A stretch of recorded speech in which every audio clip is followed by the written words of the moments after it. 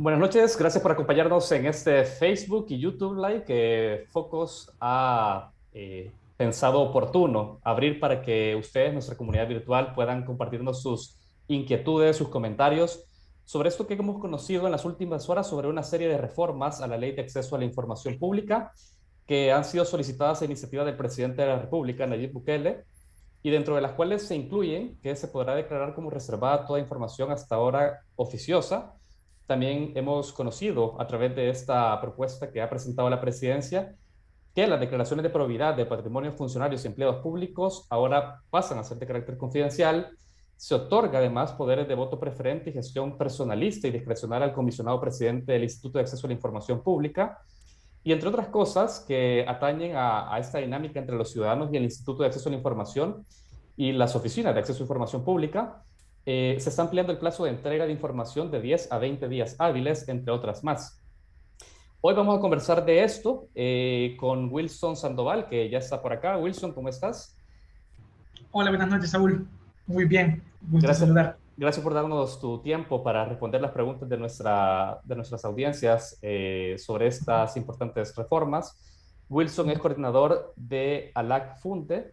Justamente la ALAC es la oficina de asesoría legal anticorrupción del capítulo de Transparencia Internacional en el país, y queremos hablar con él sobre lo que representan estas reformas que están siendo planteadas por la Presidencia de la República y por qué deberíamos de interesarnos en conocer más de esto. Primero, Wilson, explícanos, porque vamos a ir desarrollando uno por uno estos puntos, ¿cuál es la diferencia entre información oficiosa, reservada y confidencial, para poner como la base y entendernos mejor? Bueno, Saúl, es una muy buena pregunta y que eh, la ley, que por aquí la tengo, la aún vigente, te define precisamente qué vas a entender por ese tipo de clasificación de información. Si gusta, me remito un poco a la ley para que la gente lo pueda tener un poco más claro. Está en el artículo 10 de la Ley de Acceso a la Información Pública, la LAIP, y por ejemplo te habla de la información oficiosa, que es aquella que los entes generan y deben de poner a disposición de toda la ciudadanía sin ninguna restricción, y pues de oficio, como se dice técnicamente, es decir, de forma automática, para tratar de decirlo con poco tecnicismo, y debe divulgarse, ¿no? Y estarse actualizando constantemente. Es la información, por ejemplo, que encontrás en los portales web. Te doy un ejemplo: el organigrama de algún ministerio o algún autónomo. Es información, por ejemplo, oficiosa, ¿no? El currículum, por ejemplo, de los funcionarios públicos puede ser también información oficiosa. El listado de asesores de un ministerio también es información oficiosa. Si vemos en relación al artículo 11 en adelante, te va detallando el tipo de información oficiosa que diferentes entes están obligados a poner a disposición del público, y te empieza a detallar información oficiosa de la Asamblea Legislativa, la información oficiosa de la Presidencia de la República, etc. Ya en el artículo 19 de la ley te habla acerca de la información reservada, ¿no? Y es aquella que, al contrario de la oficiosa, no está disponible para el público porque tiene ciertas características que podrían, por ejemplo, dañar la seguridad nacional, por ejemplo. Entonces, la información reservada puede ser un plan militar secreto, por darte una ilustración. O suponete que hay una licitación y aún no está declarado en firme quién va a ser el ganador de esa licitación. Ese proceso de licitación se mantiene en reserva, por ejemplo, hasta declarar en firme quién va a ser el ganador. Pero lo importante de la información reservada es que tiene que dictaminarse por parte de los oficiales de información pública y junto con los titulares de los diferentes entes obligados, como un ministerio, que se clasifica porque cumple ciertos criterios. Por ejemplo, ¿quién impone los criterios de esa información reservada? ¿Es el oficial de información en las instituciones? ¿Perdón? ¿quién define la clasificación como reservada de esa información? Es la OIR, las oficinas de información pública junto con los titulares Okay. de los diferentes ministerios que hacen un análisis, ¿no?, de ponderación y te definen, por ejemplo, si una información debe ser reservada o no. Para que una información sea reservada no es como antojadizo, ¿no? Como voy a decir, bueno, voy a reservar esta información porque no quiero que la gente la conozca, simple y sencillamente por eso, no. Yeah. Tiene que cumplir ciertos criterios. Por ejemplo, debe tener una base legal, es decir, debe de fundamentarse en el artículo 21 de la LAIP, que te habla de las declaraciones de reserva.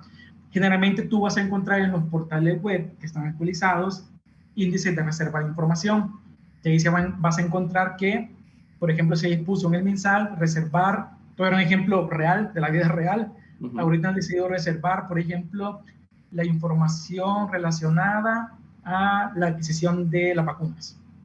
Es una información que el MinSal decidió reservar. O también decidieron reservar el despliegue de las cabinas. ¿Te recuerdas las cabinas que compraron para que la gente se vacunara? También reservaron esa información. Con esto no digo que se haya reservado de forma correcta, es un ejemplo de lo que hoy, por ejemplo, están reservando, ¿no? Entonces, a partir, además de que debe cumplir el principio de legalidad, también tiene que tener una temporalidad, es decir, debe tener una fecha de inicio y término de cuándo va a estar reservada esa información. Pero lo principal, o que me parece muy importante, es que debe motivarse a la reserva, es decir, debe de justificar por qué va a reservar y por qué es mayor o por qué es más importante que esa información esté reservada que el hecho de que la ciudadanía pueda conocer esa información. Eso es decir, Wilson, es decir que cuando yo como ciudadano o ciudadana puedo ir a, qué sé yo, el Ministerio de Trabajo y define el Ministerio de Trabajo que tiene una información declarada como reservada, esa información no se me puede entregar a mí como ciudadano. Correcto. No se, en la práctica no se puede entregar a ningún ciudadano. ¿Y qué tiene que ver la información confidencial aquí entonces? La información confidencial, esa la encontrás en el artículo 24 de la LAIP, que es otro tipo de clasificación, que aquí generalmente hace referencia, por ejemplo, a información que tiene que ver con la intimidad personal o familiar, por ejemplo, de un funcionario público. Tiene que ver también, por ejemplo, si pone en riesgo, por ejemplo, la vida de algún funcionario. Ese creo que es como ejemplo por excelencia que pueden como detallar como información confidencial. O también datos que necesitas el consentimiento de un funcionario para poder ser divulgado. Aquí hay una línea bastante delgada con esta parte, Saúl, porque hay un abuso a veces del tema de la información confidencial y hemos notado en la práctica que, por ejemplo, dicen que el salario, por ejemplo, de un ministro debe ser confidencial porque puede poner en riesgo la vida de cuánto gana ese ministro. Eso nos parece, por ejemplo, un exceso de una manera de que puedas declarar como o definir como de confidencial la información, que son cuestiones que se dan en la práctica. Pero eso, por ejemplo, uno de los ejemplos. Por ejemplo, un archivo médico es información confidencial, Saúl. De acuerdo con la de pacientes, tú como paciente tienes derecho a conocer tu expediente médico, pero no otra persona, por ejemplo, que no sea el titular de esta información. Ese es porque tiene datos que son sensibles, ¿no? Puedes tener datos, por ejemplo, sobre tu enfermedad, tu tratamiento, y que claramente no querés que por tu intimidad personal que la gente la conozca, ¿no? Wilson, con la respuesta que nos has dado, podríamos decir de una manera muy, digamos, muy sucinta, muy general, que información oficiosa es toda aquella que está a disposición de los ciudadanos que por la naturaleza de esos datos, nosotros como ciudadanos podemos acceder en cualquier momento a ella. Por otro lado, tenemos información reservada que ha dicho que está definida más bien a decisión de las instituciones públicas y que el criterio podría representar cuando hay amenazas a la seguridad nacional y tiene que establecerse un periodo de tiempo, claro, de reserva de esa información. Por ejemplo. Y la información confidencial, que es cuando atenta o toma datos personales de las personas y que podría poner en riesgo la integridad de estos propietarios de la información. ¿Es así? Sí, por ejemplo, su derecho a la intimidad, ¿no? Como te decía, del expediente médico. Un Ahora, ejemplo. explícanos porque hemos visto que estas propuestas de reformas que andan circulando, que ha Ujú. presentado la presidencia a la Asamblea Legislativa, eh, que toda información hasta ahora clasificada como oficiosa, es decir, esa que tú has explicado a la que podemos acceder en cualquier momento como ciudadanos, ahora puede ser declarada como reservada. ¿Qué implica eso? Mira, creo que la primera implicación es que hay información que hoy por hoy estamos como en una lucha constante, por así decirlo, de querer conocerla, no por morbo, sino que porque nos parece importante que la ciudadanía la conozca, porque tenemos derecho a conocerla. Y antes de y con una pequeña introducción, cualquier información pública que queramos conocer, no tenemos que tener una justificación para querer conocerla. ¿Por qué? Porque es un derecho. Ujú. Eso quería como dejarlo bastante claro, no es como una gracia o un favor que te haga el gobierno de que, mira, aquí le voy a entregar la información porque me cayó en gracia y porque usted me cae bien, usted se la entrego. No, es un derecho. En la Edad Media, los reyes eran los dueños de la información y si ellos querían, te lo daban o no, Ujú. porque estábamos en una monarquía, ¿no? Hoy que estamos en una democracia, la información nos pertenece a todos.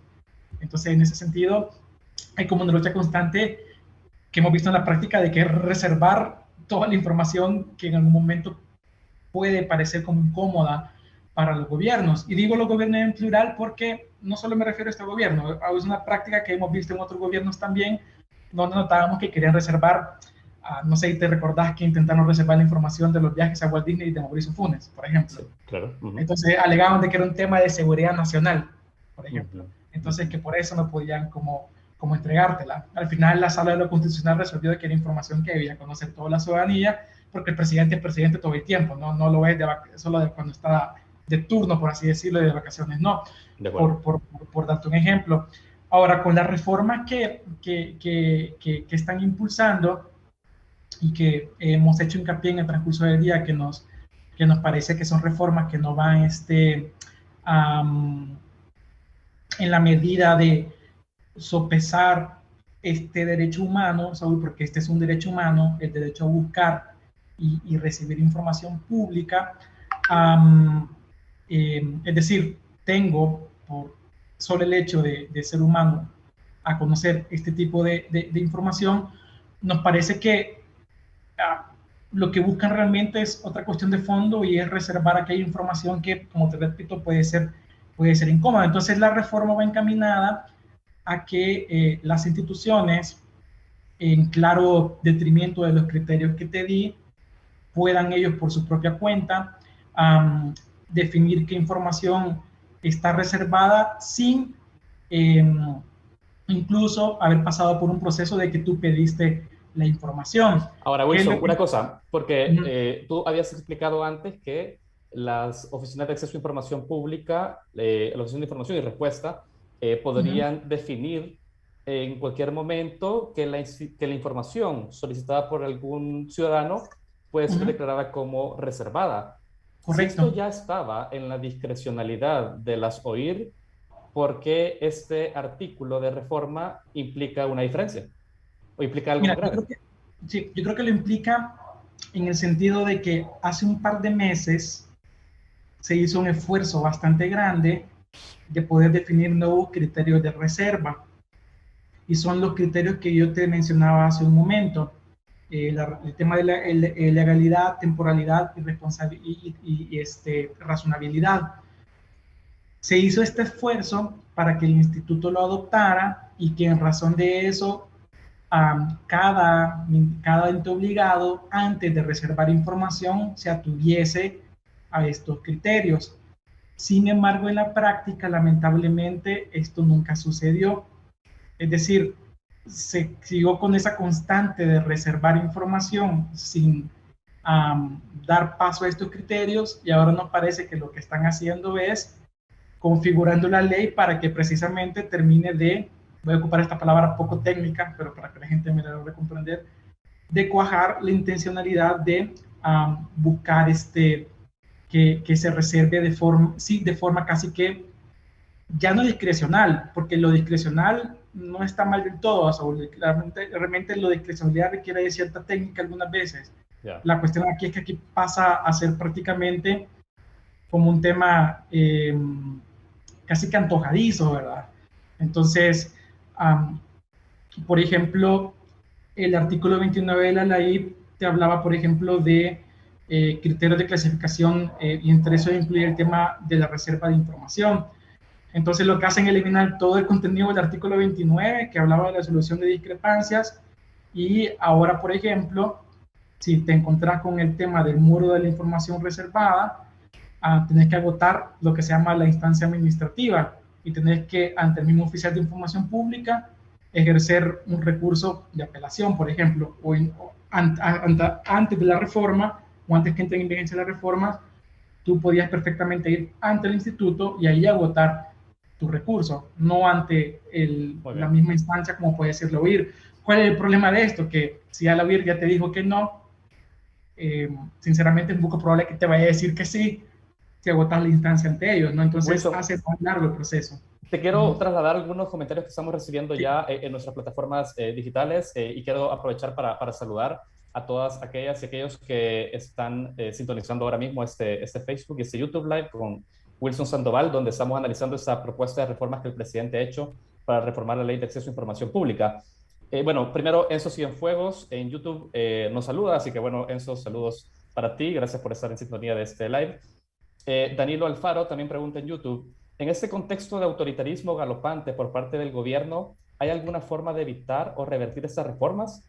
Ya no hay sala de lo constitucional independiente, dice. ¿Qué opinas? Híjole, es bien atinada la pregunta que yo creo que hace el amigo. Um, Realmente, Saúl, y no lo digo por ser como dramático o por tratar de hacer parecer el escenario como muy, muy opaco, pero realmente desde el 1 de mayo, que es cuando la Corte Suprema de Justicia perdió su independencia ante la desarticulación de la Sala de lo Constitucional, y además de eso también se remueve el fiscal general de la República.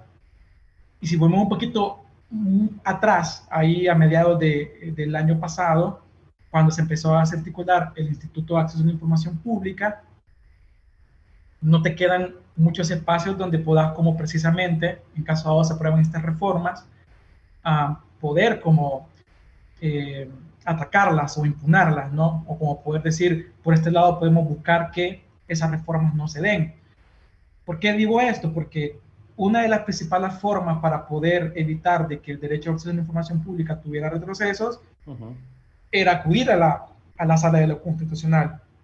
Sin embargo, hoy en día, si tú acudes a la sala de lo constitucional, lo que puedes como visualizar es que tienes magistrados que impuestos pues responden a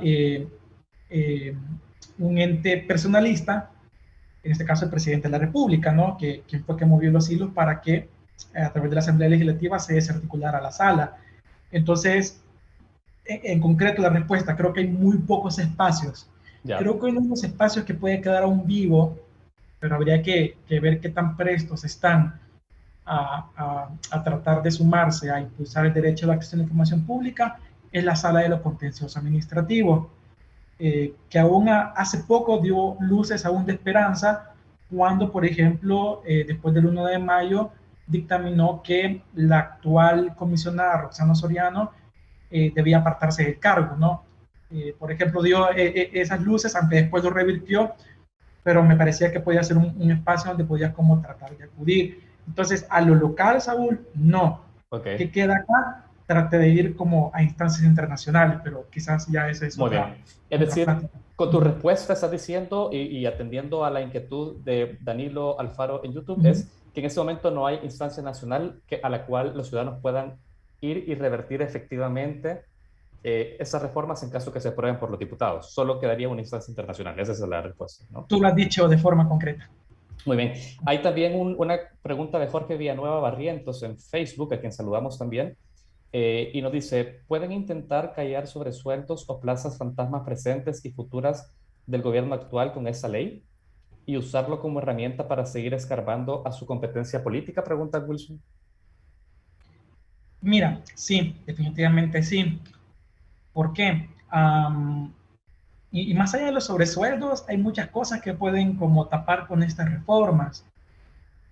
Hay dos cuestiones puntuales. Por ejemplo, la reforma habla de que las declaraciones patrimoniales, para que no saben de las declaraciones patrimoniales, cuando un funcionario ingresa a su cargo, debe presentarle a la Corte Suprema de Justicia, especialmente a la sección de probidad, cuál es su patrimonio, ¿no? Y cuando termina en su cargo, preséntale nuevamente cuál es su patrimonio.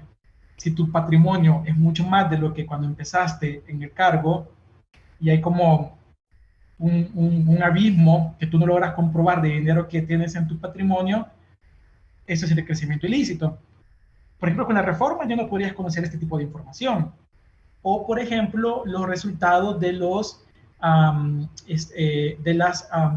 informes que genera la Corte de Cuentas de la República sobre auditorías que se practican a entes obligados, ¿no? Y entes obligados prácticamente son todos aquellos que reciben fondos del Estado. Entonces, también ya no, ahora pasa a ser reservada esa información, por ejemplo, con la reforma.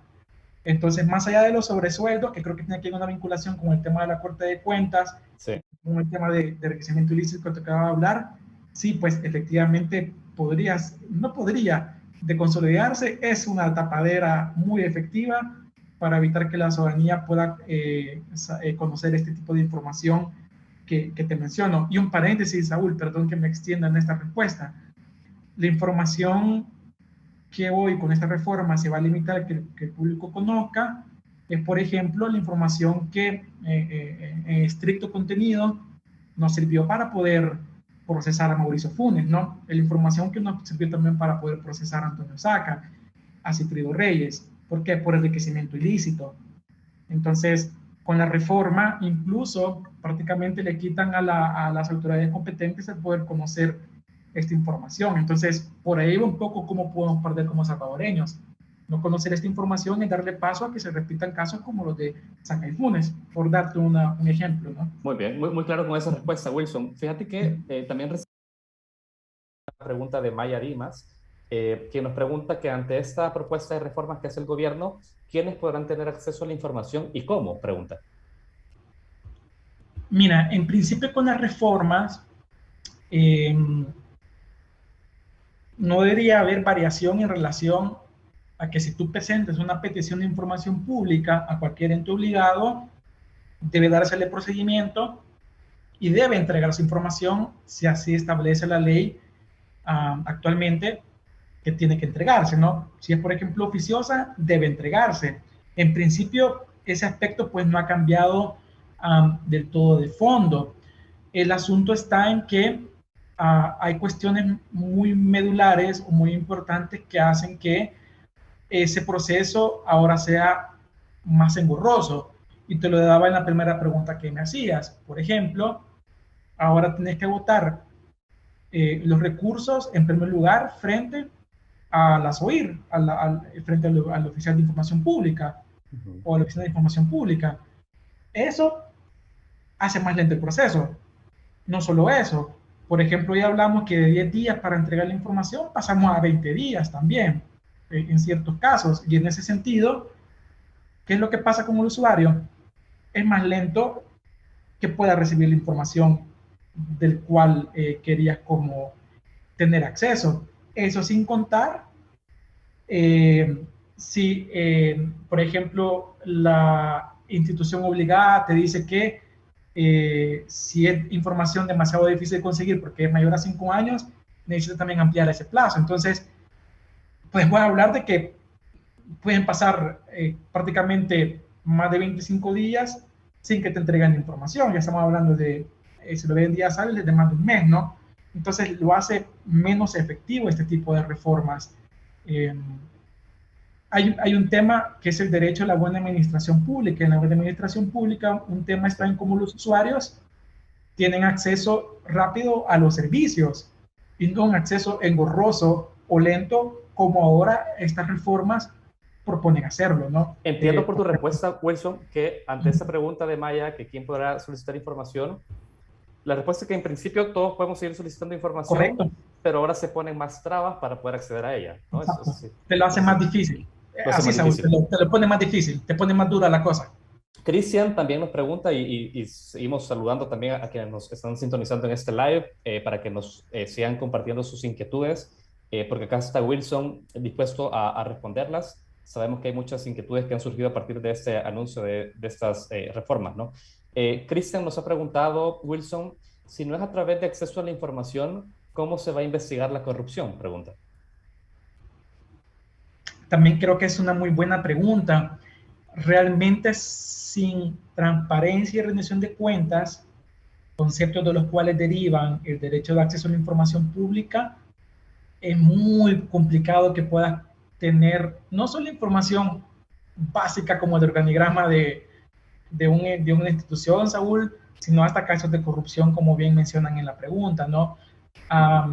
Antes, en la década de los 90, por ejemplo, yo nací en el 87, por ejemplo, entonces recuerdo aún todavía algunos aspectos de los 90 que alcancé a ver entre el bachillerato y el 9 grado sobre este tema de la información, y lo que te enseñaba es que en la Constitución pues, tú podías dirigir a un funcionario público una carta, por ejemplo, y pedir cierta información. Podrías dirigir de forma decorosa a los funcionarios alguna consulta.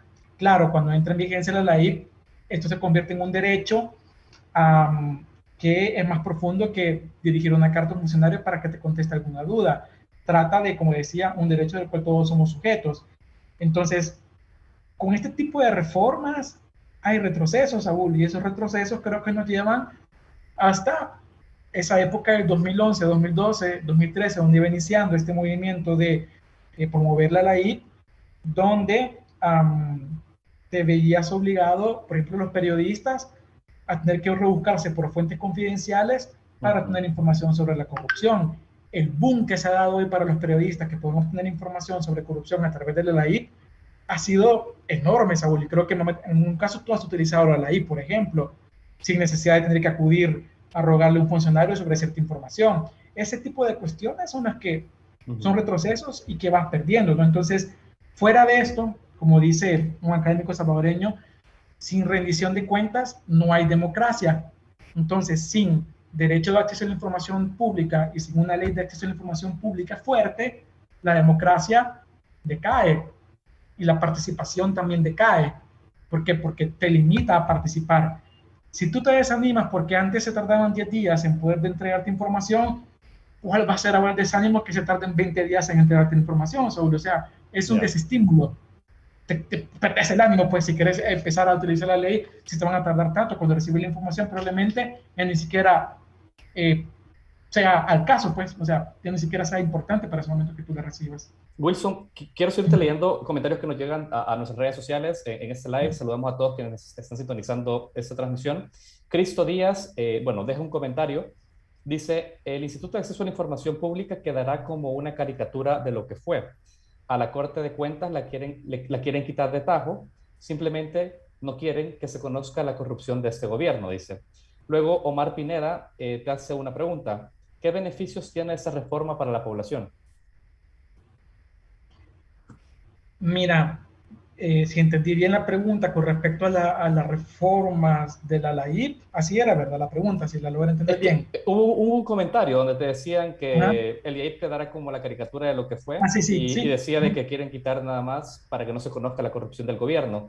Pero luego viene una pregunta de Omar Pineda que te dice, ¿qué beneficios? Es otro televidente. Es otro comentario, sí. Perdón. ¿Qué beneficios tiene esa reforma para la población? Te pregunto. Mira, Omar, yo realmente no le veo ningún beneficio para la población en la reforma que están tratando de instalar. Yo lo que veo es un beneficio para los funcionarios públicos que se pueden ver sujetos al escrutinio nuestro, ¿no? Y vuelvo al ejemplo de probidad, Saúl, perdón que raye con esto, pero el que puede ser beneficiado acá con que no se conozca con qué patrimonio inició su función pública y con cuál terminó, es el mismo funcionario público, pues, porque yo no puedo saber precisamente si terminó con más dinero del que entró el gobierno de forma ilícita. Entonces yo, sinceramente, Omar, no te respondo, yo no veo ningún beneficio en hacer este tipo de reformas. No encuentro, sinceramente no encuentro ninguno. Bien, bien, Wilson. Tenemos más preguntas que te llegan a través de nuestro YouTube y nos dice Jacqueline Chileno, con todas estas reformas, ¿cuál es toda la información que se va a poder ocultar? Bueno, con todas estas reformas ya mencionamos un par de casos, que es el tema de las declaraciones patrimoniales, sus adendas, la información sobre las auditorías que pueda derivar de la Corte de Cuentas de la República. Esas recuerdo que están muy específicas en las reformas, pero claro, lo que hablamos en la primera pregunta, si ahora, sin necesidad de que tú hagas una petición, de forma automática, un ente obligado viene y puede decidir de forma antojadiza reservarla, pues es prácticamente indefinido toda la información que tú puedes reservar bajo esa lógica, ¿no? Y te doy un ejemplo. Vuelvo, por ejemplo, al tema del Ministerio de Salud. Vaya, a la fecha han reservado toda la información sobre las compras de las vacunas. Uh-huh. Ahora, estas reformas lo que están dándole es mayor fortaleza a ese tipo de decisiones. Es decir, le están dando mayor fortaleza a la posibilidad de que de forma antojadiza y no de forma técnica, con los criterios que ya había mencionado, el MinSal dictamine que esta información va a ser reservada, por ejemplo. Entonces, respondiendo a la pregunta que hacía la estimada que nos escucha, creo yo que puede ser cualquier tipo de información que resulte incómoda y que de forma antojadiza se reserve porque así lo decidió, no sé, el titular. Otro ejemplo, Saúl, vaya, ¿te recuerdas de los $300 que se entregaron? Durante la pandemia. Sí, correcto. A la fecha es información reservada también. De acuerdo. Entonces, no sé si con ese ejemplo puedo ilustrarlo. Te das cuenta que puedes reservar realmente toda una diversidad de información. Si así lo reservabas cuando la ley era fuerte, ahora te imaginas que con esta reforma que se debilita la participación ciudadana y los estándares, puedes reservar cualquier cosa pues que prácticamente te venga en mente, ¿no? Como comento obligado. Wilson, también tenemos otra pregunta de David Pérez en YouTube. Él pregunta, ¿cuál es el camino para luchar contra estas reformas? ¿Hay alternativas o se acabó todo y que el último que salga apague la luz? Mira, a nivel local, creo que, como ya lo mencionaba, no quedan muchos espacios, ¿no?, a los cuales acudir. Sin embargo, y perdón, que voy a aprovechar para meter un poco de presión, si esta sala de lo constitucional, si la sala de lo contencioso administrativo dicen ser magistrados independientes y que no responden al presidente de la República o a la Asamblea Legislativa, sino que, como ellos bien dicen, responden al pueblo, cuando se les presente, porque seguro esto va a pasar, alguna demanda por inconstitucionalidad, por ejemplo, de las reformas una vez aprobadas, lo que se esperaría de estos magistrados es que respondan en favor del pueblo, ¿no? ¿Y qué responder en favor del pueblo? Garantizar su derecho de acceso a la información pública. ¿Para qué? Para que conozcan si hay corrupción o no en las alcaldías, en el ejecutivo, en el legislativo, en el mismo judicial, etcétera. Entonces, respondiendo puntualmente, espacios no veo, pero vamos a acudir a esos espacios. Y traslado la presión entonces a estos jueces. Si realmente están con la población, van a responder en consecuencia con los intereses de la población. Y un interés de la población es que no haya más corrupción, Saúl. Así de sencillo. Ahora, ¿qué otros espacios quedan fuera de lo local? Y aquí quizás voy a ampliarme con lo que te decía en la pregunta, creo que fue la segunda o tercera pregunta.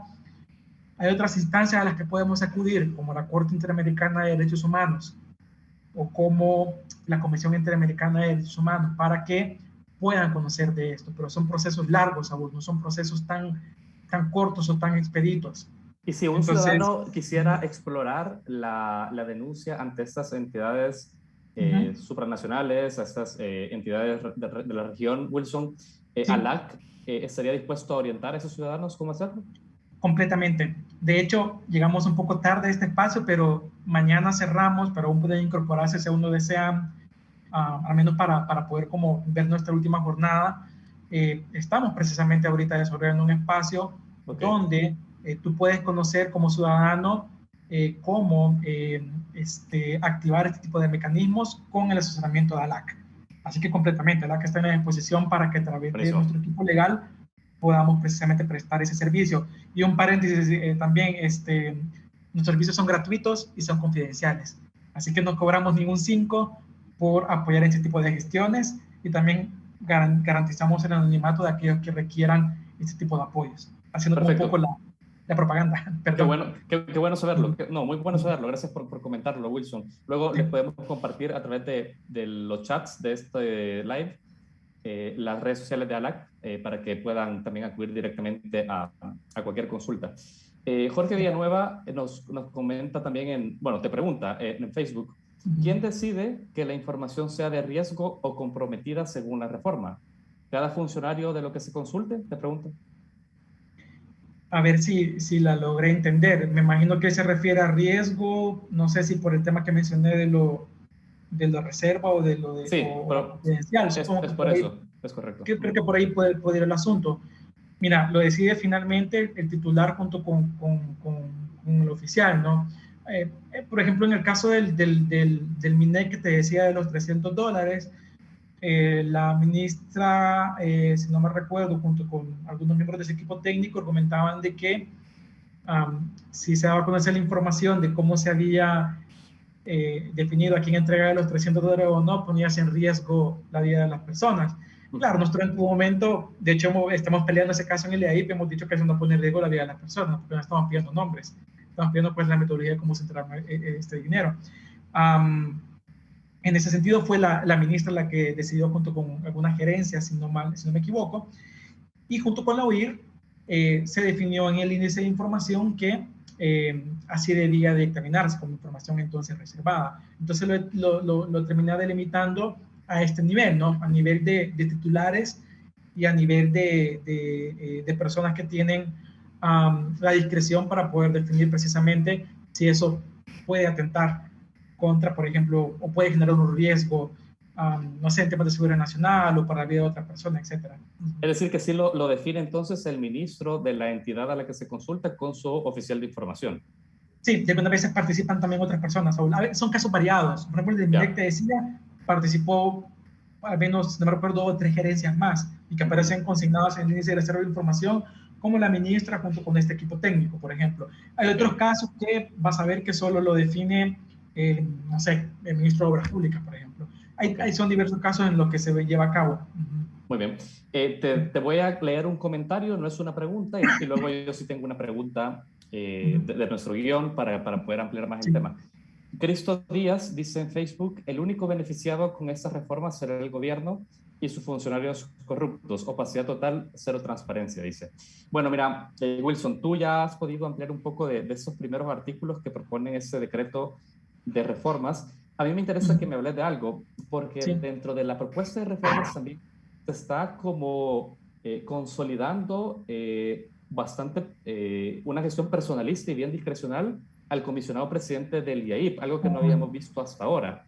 De hecho, la ley le otorga con esas reformas desempatar ante un pleno dividido, darle como una especie de un voto calificado, y ahora también el IAIP podrá tomar decisiones con mayoría simple, señala, entre otras atribuciones que le asigna esas reformas al presidente comisionado del instituto. ¿Cómo está leyendo esto ALAC? ¿Qué podría representar este poder que se le está otorgando al presidente? Mira, fíjate que es una desnaturalización completa de la función de la presidencia, del IAIP, Saúl. ¿Por qué? Porque cuando se configura el instituto, lo que se buscaba es que fuera un ente colegiado. ¿Qué implica que sea un ente colegiado? De que la decisión se toma, lo voy a decir un poco en palabras bastante simples, ¿no? Digamos que la decisión se toma mediante diversos, en este caso, comisionados y comisionadas. Entonces no se toma de forma unilateral una decisión solo por parte del presidente, especialmente en temas de los casos que resuelve el instituto. Entonces aquí hay 2 cosas que se pierden. Uno es la democracia que debería imperar en el EAIP, es decir, que las decisiones se tomaran de forma democrática, de forma participativa, que si se iba a decidir, por ejemplo, sobre algún tema comunicacional, sobre algún pronunciamiento, se tomara de forma colegiada y no se tomara únicamente del presidente. Y aquí te voy a ilustrar con un pequeño ejemplo el tema, Saúl. ¿Te recordás cuando en su momento el instituto intentó tener acceso a la información que se recuerda en las unidades militares sobre algunos casos del conflicto armado, que incluso sobrevolaron drones sobre una de las comisionadas? Sí, sí. En ese momento me acuerdo que se peleó mucho porque el instituto sacaron comunicado y muchas de las trabas para que ese comunicado no saliese fue el poder que podía tener el presidente del IAIP. Y en ese momento hubo muchas trabas por parte del presidente actual, Gómez, ¿no? Entonces, así, ese tipo de cuestiones son las que se pueden ver afectadas en el funcionamiento diario del instituto. Y la segunda cuestión, Saúl, es que deja de ser plural. Hay que recordar que el instituto, el pleno, se conforma por diversos sectores. El sector académico, por así decirlo, proveniente de universidades, un sector, por ejemplo, proveniente también de sindicatos, otro sector proveniente también de periodistas, etc. Entonces, esa pluralidad lo que implica es que hay una visión que se puede compartir, ¿no?, en la toma de decisiones que puede tener el instituto a partir de diferentes opiniones que puedan dar los diferentes comisionados y comisionadas. Con esta reforma, no, se suprime esa parte de la pluralidad y todo queda en manos de una sola persona, bastante personalista, en este caso, sobre el presidente Gómez, ¿no? Esas son las cuestiones que se pierden. Se hace un instituto menos plural, menos democrático, menos participativo. Se anula la participación de estos sectores que deberían ser representativos en el EAIP. Gracias, Wilson, por esa respuesta. Danilo Alfaro te pregunta en YouTube, si esa información ahora es reservada, ¿qué le pasaría a quien divulgue esa información? Por ejemplo, si algún periodista consigue la información por otros medios. Bueno, mira, ahí claramente opera otro tipo de cuestiones y es que hay como ciertos códigos de ética dentro del periodismo y una de las cuestiones es que las fuentes no se revelan. Y es con mucho lo que pasaba en los años 90. Los periodistas conseguían información y no estaban obligados a revelar sus fuentes. Y creo que eso aún continúa operando, que es una de las cuestiones que permite que el periodismo funcione de verdad. O sea, es decir, nadie confía en los periodistas si tú el siguiente día vas a ir a revelar la fuente de quien te dio algún dato o alguna información. Entonces, yo creo que ese esquema va a seguir operando. Es una de las formas que creo yo, no soy experto en el tema de periodismo, pero es una de las formas en que creo yo que pueden continuar operando ante la ausencia de una ley que les permita cómo tener acceso a aquella información pública. Las consecuencias no deberían ser graves para ellos en el sentido de que lo hacen en el ejercicio periodístico, ¿no? Siempre y cuando lo hagan dentro de los límites de la libertad de expresión también. Es decir, que no caigan o no se caigan en temas de difamación o en temas que atenten contra la moralidad que debería de imperar, por ejemplo, o la ética o el derecho al honor. Si se atenta contra esto, pues hay un código penal que castiga por ese tipo de aspectos, ¿no? Hay también otras cuestiones que hay que recordar, que hay un derecho, por ejemplo, a rectificar también de aquellas personas que son. Entonces, creo que son otros mecanismos que son paralelos, pero que, claro, no habría que llegar a ese extremo si tú pudieras obtener información a través de la ley. Ahora, eso en el sentido ideal. Si puedo profundizar, Saúl, el aspecto está en que, como vemos las cosas, creo que también hay una amenaza de ejercicio periodístico, ¿no? Y quién quita que parte de estas amenazas empiecen a verse configuradas también incluso en el derecho a la libertad de expresión. Y perdón que mezcle los temas, Saúl, pero creo que me veo obligado a decir esto también. Lo que hoy se aprobó por los próximos 90 días con dispensa de trámite de forma express, por ejemplo, de no permitir mítines o meeting, puede ser un constitutivo precisamente de limitar el derecho a la libertad de expresión. Entonces, yo creo que hay un camino bastante claro y que la Comisión Interamericana de Derechos Humanos dejó claro en su informe preliminar que hizo en el 2019 en la visita in loco que se tuvo a aquel país de parte de la Comisión, donde establecía de que hay un temor latente sobre el ejercicio periodístico, sobre la libertad de expresión, y muy probablemente con este tipo de leyes, como la que mencioné, con estas reformas que se quieren impulsar, puede iniciarse también un tema de persecución política para aquellos periodistas que sigan tratando de forma independiente y de forma objetiva presentar, por ejemplo, hechos de corrupción que incomodan a los políticos o a los funcionarios públicos, ¿no? Wilson, entiendo también por la pregunta que hace Danilo que él tiene una inquietud si alguien revela información que en principio está declarada como reservada por la Oficina de Información y Respuesta, no va a tener ninguna consecuencia penal. Entiendo que la ley, en dado caso, penalizaría si se divulga a el oficial de información, no a quien divulga por ejemplo, por o otros si medios. o si es información, como te repito, que eso también la ley lo regula, ¿no? Si es información que puede como menoscabar tu honor, sí, pueden haber consecuencias penales por eso, Entiendo. pero pueden haber consecuencias penales por ello. La divulgación de datos personales, Saúl, de parte de un periodista, también puede ser castigado.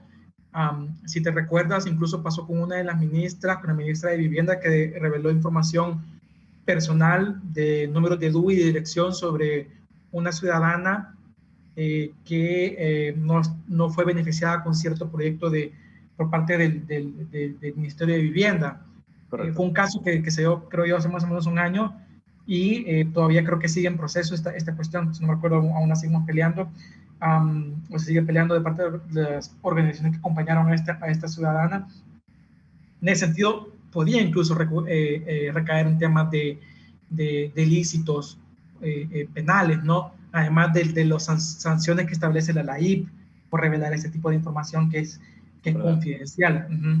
Wilson, acá hay un comentario y también hay una pregunta. Primero te leo el comentario de Germán Avilés. Él dice, yo solicité información, dice, acerca de algunos sueldos de una funcionaria al Instituto de Acceso a la Información y no me proporcionaron por ser información confidencial. O sea, él solicitó sueldos, comisiones y otros ingresos de una funcionaria actual del gobierno, pero no se le proporcionó por ser confidencial, dice. Mira, no sé si tenés comentarios sobre eso. ¿Querés reaccionar sobre eso? Muy rápidamente, y la solución más práctica te la doy al final, pero quizás es muy poca información para yo poder decirte más o menos por dónde iría la situación, ¿verdad? Porque no sé qué tipo de funcionaria, a qué nivel. Es Carolina Recinos. O sea, él mencionó que es Carolina Recinos. Claro, es información que debería ser pública, ¿no? Según los criterios resolutivos del Instituto de Acceso a la Información Pública. Habría que revisar la respuesta que le dieron, si es que le dieron, y a partir de eso poder determinar en qué se ampararon y así poder como atacar la situación. Pero para efectos prácticos, Saúl, yo recomendaría al amigo o amiga que hace la consulta, puedes escribirnos en ALAC, en nuestras redes sociales, y con gusto te acompañamos en el procedimiento y te damos el servicio adecuado para poder asegurar que puedas como tener acceso a esa información. Fabuloso, Wilson. Hay una pregunta de Jorge Villanueva en Facebook y nos pregunta cuál debería ser la posición primero de los ciudadanos y segundo de las ONGs relacionadas a ese tipo de temas al respecto, pregunta. Mira, la posición de los ciudadanos, yo creo que la primera debe ser comprender que este es un derecho humano, Saúl. Como te decía al principio, no se trata de un favor, no se trata de una gracia, el tema del derecho de acceso a la información pública. Nosotros somos los dueños de la información, Saúl, como ciudadanos y ciudadanas. Nos pertenece. ¿Por qué? Porque pagamos impuestos, porque somos ciudadanos de la República, porque financiamos las cosas que se realizan desde la administración pública, las decisiones que se toman, en teoría se hacen en nombre nuestro, en representación de la ciudadanía. Entonces, ante este tipo de reformas, debemos de valorar de que lo que se está haciendo es dañar nuestro derecho humano, es decir, limitarnos en conocer precisamente algunos ejemplos como cómo se ha utilizado nuestro dinero. Con el caso que mencionaba el estimado que hacía en la consulta sobre el salario de Carolina Recinos. Tenemos derecho a saber, claro que tenemos derecho a saber porque pagamos nuestro salario de Carolina Recinos, viene de nuestros bolsillos. Alguien te puede decir, pero es que mira, Saúl, yo pues yo no pago renta, ¿verdad? Porque yo no trabajo. Pero cuando vas y compras una coca, tú pagaste IVA. Y si no lo pagaste tú, lo pagaste con el dinero de tus papás. Entonces, todos pagamos al final aquí, Saúl, de alguna forma, IVA o renta, no importa si trabajas o no. Todos financiamos al Estado y por ende tenemos ese derecho. A ver, entonces creo que esa es la primera posición que tenemos que asumir frente a estas reformas y sobre cualquier amenaza sobre la ley que están vulnerando nuestro derecho a poder conocer información que nos sirve para poder tener una mejor calidad de vida. Y en cuanto a las ONGs, yo quizás no puedo hablar por todas porque no represento a las Claro. ONGs, sí represento a ALAC, y en Sí. el sentido de nuestra posición de ALAC y a lo mejor aquellas que conformamos el grupo promotor por la Ley de Acceso a Información Pública, coincidimos en que debemos de seguir promoviendo el derecho de acceso a la información pública, no importa los esfuerzos que se hagan desde cualquier gobierno, desde cualquier administración, por tratar de socavarlos, ¿no? Y nuestro principio y nuestra ética es que, como te decía al principio, todos tienen este derecho y nos compete como sociedad civil organizada defender este derecho. Y esa es nuestra intención, defender este derecho. Nuestra intención, Saúl, no es ser en un momento un obstáculo para el gobierno, ni es ser una piedra de tropiezo para el gobierno. Nuestra intención es que, no importa el gobierno, ¿no? O la alcaldía, etcétera. Nuestra intención es que se respeten las leyes y se respeten los derechos humanos, algo sumamente básico de una democracia. Esa es nuestra verdadera intención. Para cerrar, Saúl, perdón que me extienda en esta última parte, pero que a veces creo que vemos como la ley de acceso a la información pública, el derecho a acceso a la información pública, que está como muy arriba, ¿no? Como está como muy en el Olimpo, en las nubes. Saúl, y para responder al amigo que nos preguntaba, o la amiga, la ley de acceso a la información pública te sirve incluso para saber a quién le corresponde reparar el bache frente a tu casa. Ese bache que te hace perder dinero cada vez que te daña la suspensión del carro, en algo tan cotidiano de la vida, o ese bache que genera mosquitos en invierno y que afecta la salud de tus hijos o de tu abuelita, etcétera.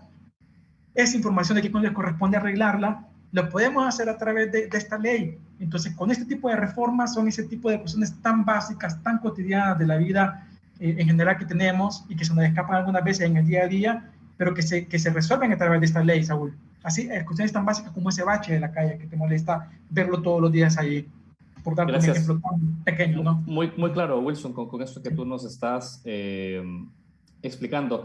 Hay dos comentarios que te los voy a leer de corrido. Si quieres tú pues, reaccionar, bienvenido. Laura Regina Andrade nos dice: los legisladores salvadoreños han superado a los diputados hondureños porque en Honduras se aprobó una ley de secretos, en El Salvador han mutilado la ley de acceso a información pública, dice. Luego, Nadina Ivania González nos comenta: gracias por la entrevista, me ayuda a comprender nuestra realidad política y social, e invita a comentar dicha entrevista. Yo tengo una pregunta más para ti sobre estas reformas que está proponiendo el gobierno, y va relacionado a que en esas reformas también el presidente está solicitando que se emita un reglamento especial que regule el proceso de elección de los comisionados del Instituto de Acceso a Información Pública y su respectiva convocatoria. Comentanos, ¿es preocupante que esta solicitud, o es más bien algo que podría mejorar el proceso de elección de comisionados? Mira, creemos que también que por el contrario lo que viene es voy a utilizar esta palabra, a rebajar estándares, Saúl. Y hay un antecedente, si recuerdas, ya hubo un intento de reforma al reglamento y que la Sala de la Constitucional Legítima definió de que esas reformas debían suspenderse. Ahora nuevamente el gobierno va a la carga y intenta de alguna u otra forma regular sin falta de, sin técnica y de forma muy poco asertiva la situación de la elección de los comisionados y las comisionadas. Una de las cuestiones que llama la atención sobre la reforma, Saúl, por ejemplo, es que se habla de que pueden ser incluso dos los que se pueden presentar propuestas por parte de los entes. ¿Qué significa eso, Saúl? Por ejemplo, que se hace menos competitivo el asunto, ¿no? Y si hay menos competencia, los estándares se rebajan, la calidad disminuye. Por darte un ejemplo como sencillo de cómo podemos perder en este sentido. A eso sumarle, y aquí es lo bonito de tratar de interrelacionar las cosas, a eso sumarle que ahora quienes se presenten como candidatos, sus declaraciones patrimoniales como candidatos a la EIP, ¿no? Ya no van a ser tampoco conocidas por el público, ni tampoco no salgan de sus puestos. Rebaja también la calidad técnica, ¿no? En el sentido de que no podemos saber la procedencia, por ejemplo, si viene de otro puesto de administración, cuál fue su desenvolvimiento, si fue ilícito o ilícito en cuanto a su puesto anterior. Digo esto porque muchos de los comisionados y comisionadas actuales vienen de otro lugar del gobierno, Saúl. Vienen de la CIGET, vienen de algunos de formar parte también de otras instancias del gobierno actual como asesores jurídicos, etcétera. Entonces hay que tener en cuenta eso también, que no solo nos pasamos llevando la reforma en cuanto a la elección de los comisionados, sino que también hay que tener esa parte. Tampoco no va a poder conocer la parte patrimonial de ellos, ¿no? Pero hay otras cuestiones también que se buscaban impulsar con las reformas, especialmente con las anteriores en el reglamento, y es, por ejemplo, que dejaba sin efecto que tú presentaras una constancia de que estabas solvente ante el Tribunal de Ética no Gubernamental. ¿Qué implica esto? Que no importa si estás bien frente al TEC o no, si has incumplido o no en temas éticos, rebaja también el estándar. Entonces, en general, creo que las reformas que estamos viendo del reglamento que han intentado impulsarse, más estas que hoy vemos, sí, son, en resumen, una rebaja a los estándares que buscamos precisamente de comisionados y comisionadas que deberían conformar el IAIP. Y quiero informarte, y también a quienes nos están sintonizando en este live, que el periodista Andrés Dimas, de Focos, que está cubriendo la Asamblea Legislativa, nos está informando que la pieza 2A, que tiene las reformas a la Ley de Acceso a Información, ha pasado estudio de la Comisión de Legislación y Puntos Constitucionales. La plenaria ya ha cerrado por hoy su sesión, pero sí ha pasado entonces a el estudio de la Comisión de Legislación y Puntos Constitucionales. Ahora, Wilson, y vamos a ir cerrando con un par de preguntas antes de despedirte. Ahora que ya hemos conocido con esa información que también nos proporcionan desde la Asamblea Legislativa, ahora que ya esa iniciativa pasa vamos a decirlo así, a ser conocida por los diputados de Nuevas Ideas en la Comisión de Legislación y Puntos Constitucionales, ¿hay algún margen también para hacer incidencia política, para poder hacer una presión a esos diputados a reflexionar respecto a las graves consecuencias que tiene aprobar unas reformas que retrocedan en el derecho de acceso a la información como tú los has explicado esta noche? ¿Hay manera de hacer alguna incidencia política más importante contra ellos? Yo creo, Saúl, que este mismo espacio ha sido un elemento de incidencia política, el mismo espacio que estamos teniendo en este momento, a través de la prensa y a través de los medios de comunicación. Esto estaba en la agenda, Saúl, y esto parecía que iba para aprobación este día, pero si te has dado cuenta, ha sido tan alto el volumen que ha tenido el tema, que no digo que se han echado atrás, porque no hay que bajar la guardia. Y eso quizás en otra postura como ALAC y también como grupo promotor por la transparencia. La guardia no la podemos bajar, porque así como hoy decidieron tal vez no pasarla por dispensa de trámite y hacer las reformas, a lo mejor en la próxima sesión plenaria lo quieran hacer. Pero me es interesante, y no sé si para vos también lo es, Saúl, que la presión que se ha generado en medios desde que se conoció esto ha sido bastante grande. Y eso me parece que es precisamente incidir. Y esta pregunta y esta conversación que hemos tenido es incidir. ¿Y cuál es el mensaje que quiero transmitir con esto, Saúl? No es necesario que estés en un partido político o una ONG, o no es necesario que seas un influencer en redes sociales para buscar incidir desde tu lado. Ya solo el hecho de estar participando en este espacio marca una incidencia, porque estoy más que seguro que en este espacio, como ha pasado en otros espacios, la gente del gobierno no está escuchando y está precisamente midiendo qué es lo que piensa la ciudadanía.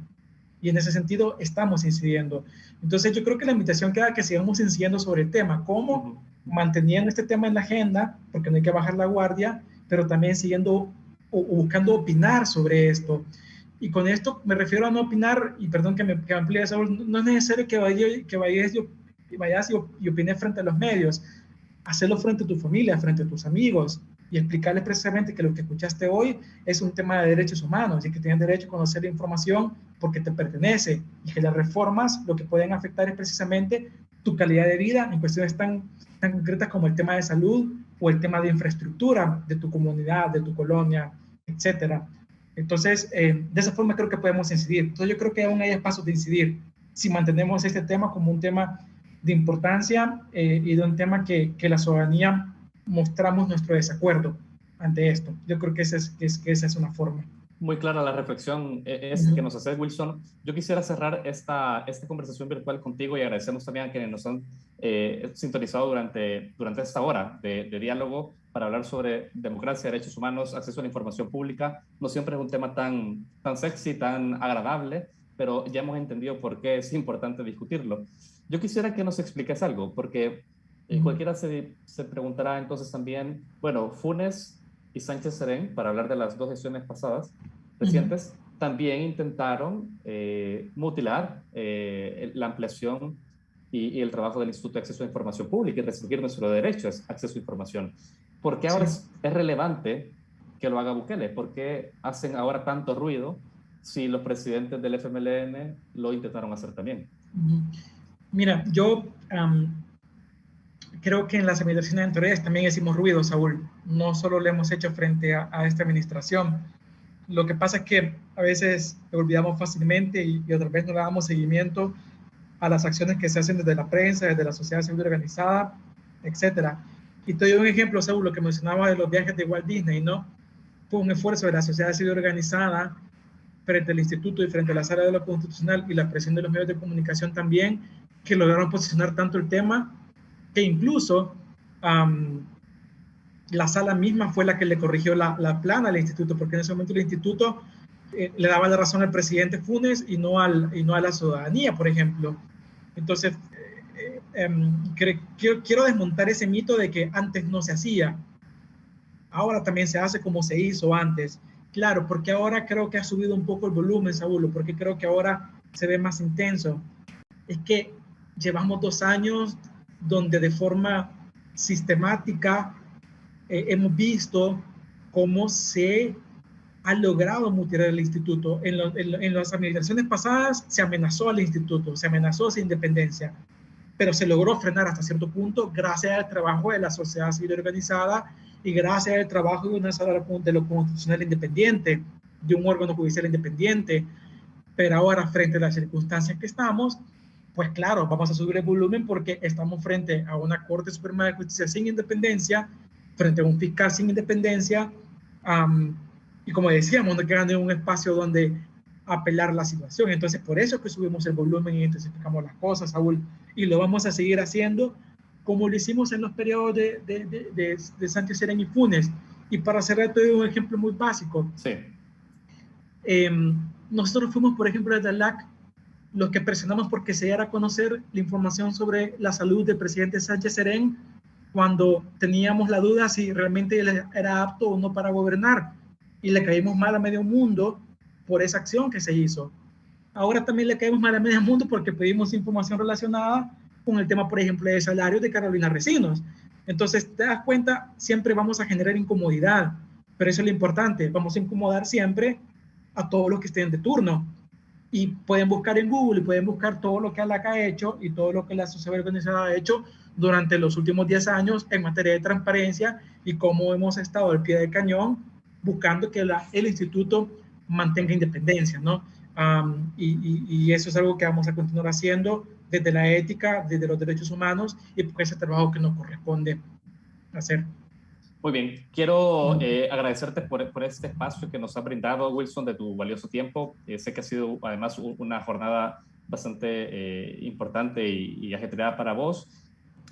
Ya entonces hemos quedado muy claros con las implicaciones que tiene estas reformas en caso que se aprueben por parte de la Asamblea Legislativa. Quiero aclarar un punto porque he recibido un mensaje de nuestro periodista Andrés Dimas y me dice que en realidad esa pieza que está prevista originalmente para ser conocida en la plenaria hoy y que contenía las reformas a la ley, la han sacado y no ha ingresado a la comisión. Hubo un error en esa información anterior que yo brindé, que habíamos recibido, pero me está confirmando que no ingresó a la comisión. Es decir, que no estuvo incluida finalmente en la comisión, lo cual, tal como tú has dicho, retrocede aún más esta intención de promover estas reformas a la ley de acceso a la información pública. Quiero cerrar con algo. Miguel Hernández nos escribió hace unas horas atrás en nuestras redes sociales y nos decía: un gobierno que oculta la información pública es como el que barre y esconde la basura bajo la alfombra. Gracias, Wilson, por tu tiempo. A la orden, Saúl. Un abrazo a todos. Buenas noches. Y también a ustedes que nos han sintonizado. Muchas gracias.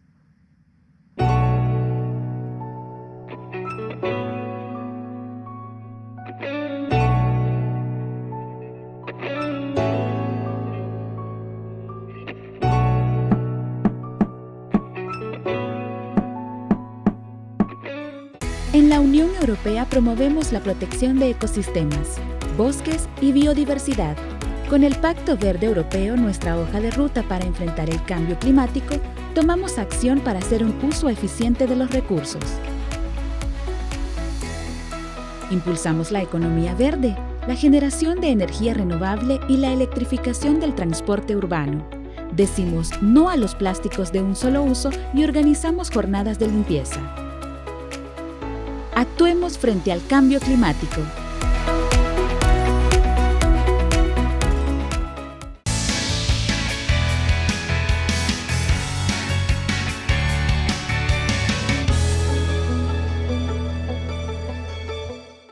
Caminemos en medio ahí, por favor, caminemos en medio, que todos se van. Caminemos en medio y levanten esas carteras, agarren esos bolsones y caminemos hacia atrás, por favor.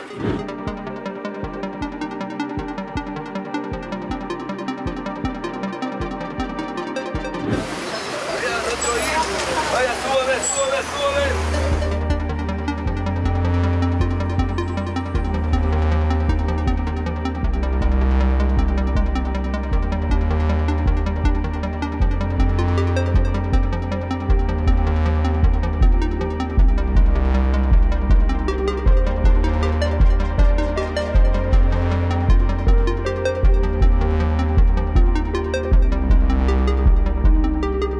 La hora pico no se puede venir uno, solo colgado se viene, no hay distanciamiento, todos venimos ahí como sardinas, apretados, y no hay de otra. ¿Qué se va a hacer? Hay que venir al trabajo, hay que trabajar. La cuestión legislativa de 2003 fue que había que elegir una nueva cuota de magistraturas para la Corte Suprema de Justicia. Y hay mucha gente que quiere transportarse. Definitivamente, si todas las personas fueran sentadas, no todas las personas llegarían al trabajo a tiempo. Eso es un hecho. ¡Preciso! ¡Al centro! ¡Al centro! ¡Preciso! ¡Parámetro! ¡La plaza! ¡Parámetro!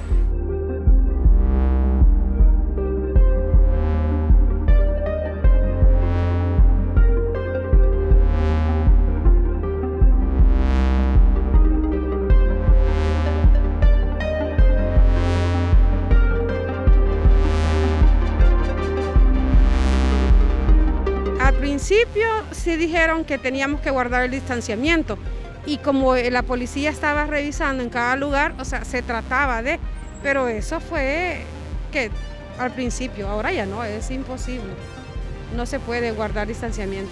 En 2003 la cosa cambió. En 2003 Arena obtuvo nada más 27 escaños y el FMLN obtuvo también creo que 30. Tanta gente que anda sin mascarilla, pues como que no hay virus. El virus está. El virus va a vivir entre nosotros mismos aquí, pero tenemos que cuidarlo siempre. Pero hay gente que no se cuida. El uso de la mascarilla, ¿verdad? Siempre guardar el distanciamiento social, ya que aún estamos en pandemia, ¿verdad? Hay que cuidar a nuestros adultos mayores, a los niños, ¿verdad?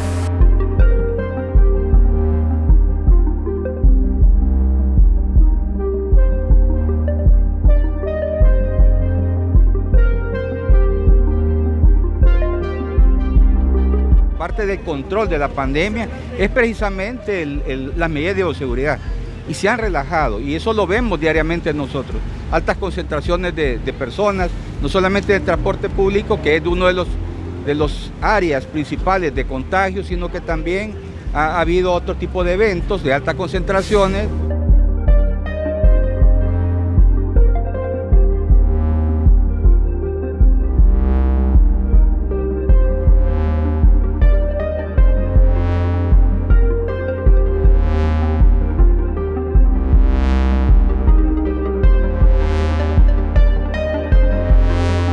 El hecho de que den alcohol y lo de las mascarillas, en cierta medida se ayuda, pero la llenazón es de siempre.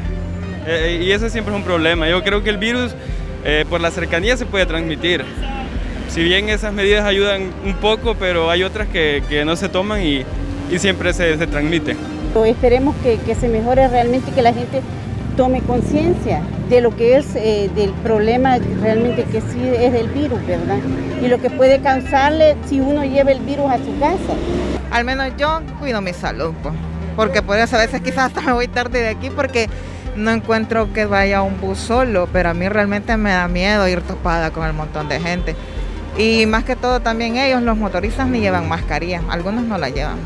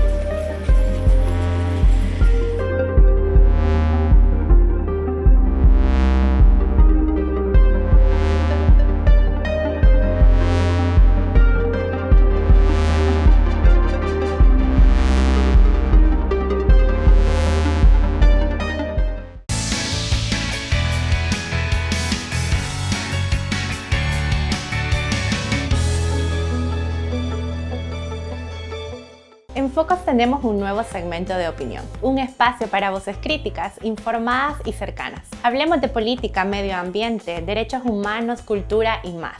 Lee semanalmente las columnas de opinión en nuestro sitio web focostv.com.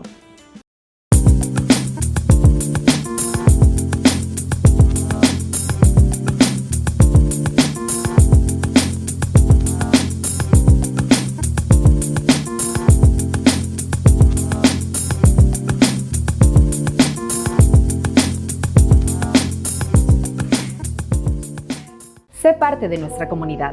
En Focos estamos comprometidos con un periodismo más cercano. Agréganos en WhatsApp 7850-0767 y recibí nuestras publicaciones de manera inmediata.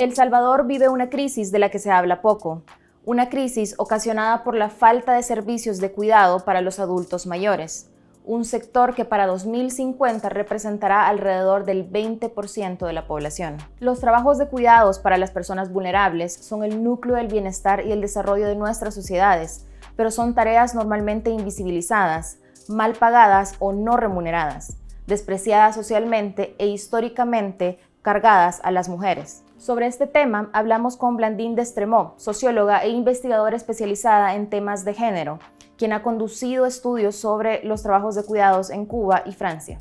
Me parece que la crisis de cuidados se caracteriza por la incapacidad de algunas sociedades o algunas capas sociales o algunas familias de proveer el cuidado que necesitan personas que sí necesitan cuidado. me parece también que la crisis del cuidado hoy en día proviene más de poblaciones, de situaciones donde hay muchas personas envejecidas que del punto de vista de los niños. En el mundo las tasas de fecundidad se están reduciendo en casi todos los países. Yo sé que en Salvador está menos reducida que en Cuba, por ejemplo, donde yo trabajo, pero la crisis surge del envejecimiento poblacional. También, pero lo vamos a comentar más tarde, las políticas públicas desarrollaron más posibilidades para que las parejas o las familias puedan dejar a sus niños a kinder o a estructuras para que se queden por el día mientras los padres trabajan, que para personas mayores. Y entonces surge, en mi entendimiento, en el marco del envejecimiento. Y lo que se empieza a ver más es, por ejemplo, el aislamiento de muchas personas mayores. Y entonces no es solamente la falta de cuidado, es la falta de presencia humana. Porque una vez que tú eres muy envejecida, que no puedes bajar para ir a comprar, que no puedes ir con tus vecinas, ir al círculo de abuelos, no sé qué, te quedas solita. Entonces, esa forma de sufrimiento se hace más visible y se dice como un problema público. No se dice solamente mala hija porque no cuidas a tú, porque se sabe también que muchas de esas personas mayores aisladas no tienen hijos o hijas, o tienen hijos e hijas migrantes, entonces no hay nadie en el país. Y no se puede decir mala hija, tú vas a migrar a Estados Unidos, porque se necesita también la migración. Entonces eso es una cara del problema como surge. Otra cara del problema como surge es la sobrecarga de las cuidadoras familiares, a pesar de que muchas de ellas dejan a su trabajo, son sobrecargadas por el cuidado mismo, sin ayuda, sin nada. Y por otro lado, como dejan a su trabajo, no tienen ingreso.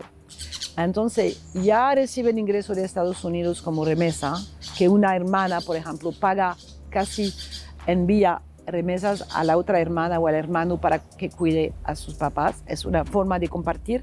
Yo doy el trabajo, el tiempo y tú das el dinero. Pero a veces no, y a veces se pierden su ingreso. Y entonces el nivel de pensión, como lo comentaba, lo podemos comentar más adelante, pero no permite que sobrevive una persona mayor, y menos la persona mayor y su cuidadora solamente con un nivel de pensión. La crisis de los cuidados en el país se expresa en la brecha entre la demanda de cuidados de la población adulta mayor y la oferta de cuidados que puede ofrecer la sociedad. Pero la solución a este problema es más que un asunto cuantitativo. Tiene que ver con la distribución de estas tareas entre distintos actores y la dignificación de ese trabajo para quienes lo proveen. La crisis se manifiesta por la insatisfacción de las necesidades de cuidado. Eso es verdad, pero la crisis, de hecho, no es solamente un asunto cuantitativo, es lo que estábamos comentando.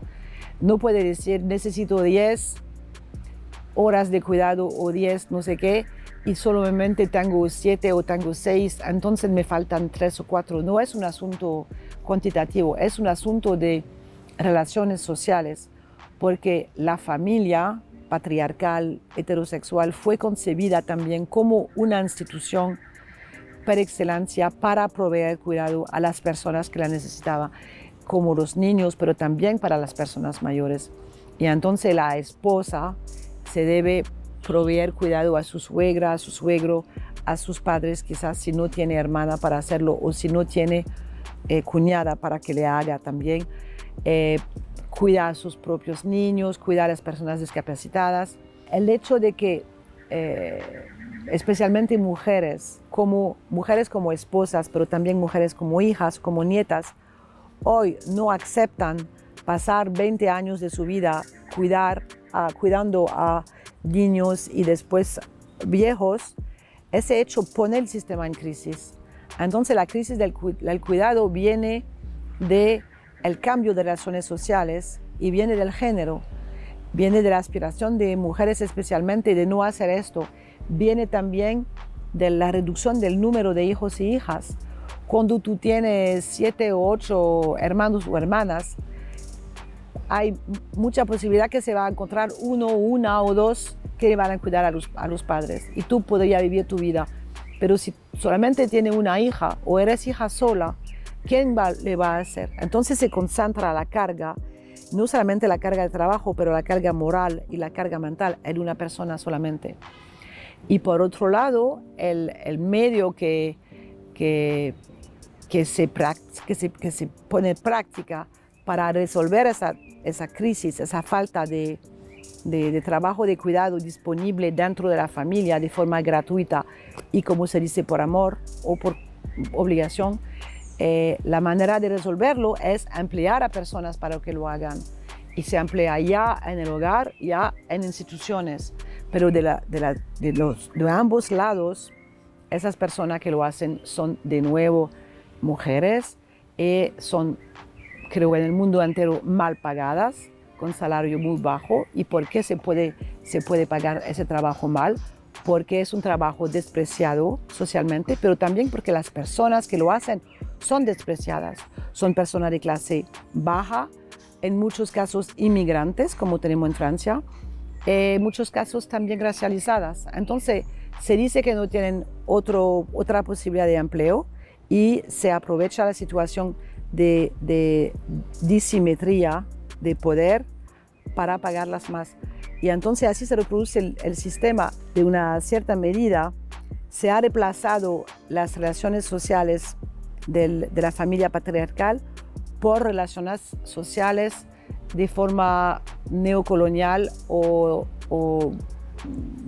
capitalista, no, pero de clase, de empleo a mujeres que se les reemplazan. El trabajo de cuidados debe entenderse como un problema colectivo y como tal debe ser retomado en las políticas públicas del Estado.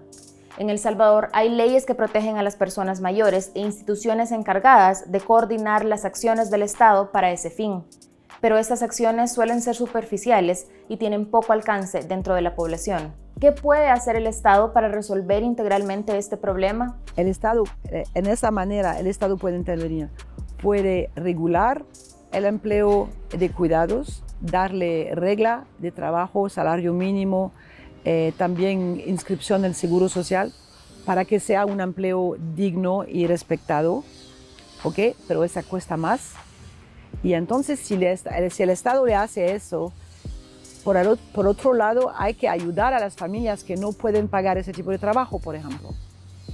Que sea trabajo dentro de los hogares o en instituciones como hogares de abuelos, pero también como casa de días o como servicio algunas horas por el día para, por ejemplo, actividades también intelectuales para agitar la mente de las personas para que no desarrollen problemas cognitivos y todo. Eso cuesta y cuesta trabajo.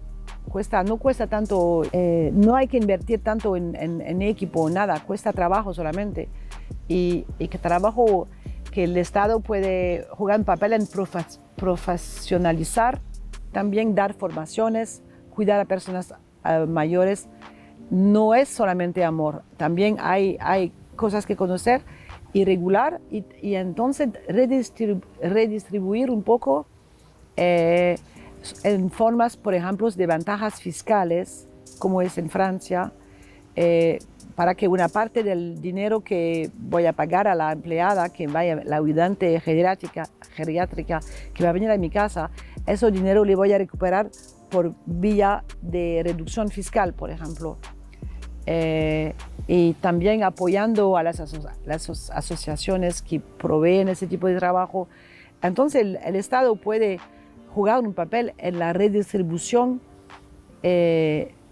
fiscal del acceso, de la posibilidad de obtener cuidado por el mercado. Y también puede abrir instituciones públicas donde personas puedan querer obtener formas de cuidado como talleres para personas mayores contra Alzheimer o tipo de servicio con personas pagadas por el Estado directamente.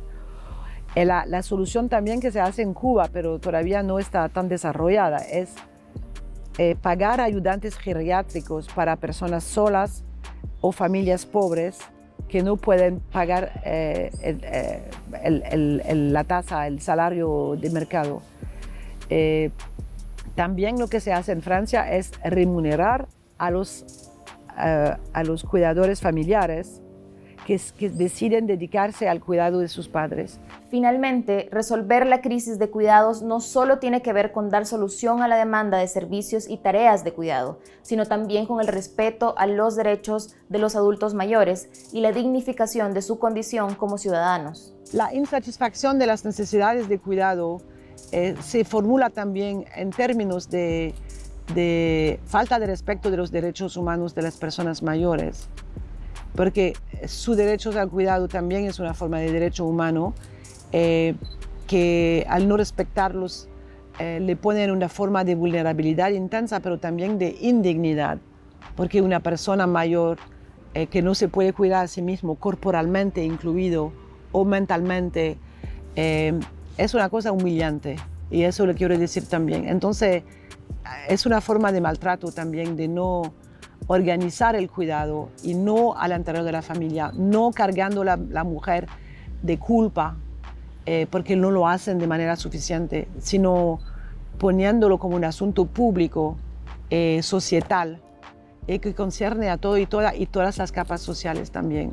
Porque los ricos a veces le resuelven pagando a otras personas, pero entonces así se retira de la esfera pública. Hay que ponerlo como un problema público.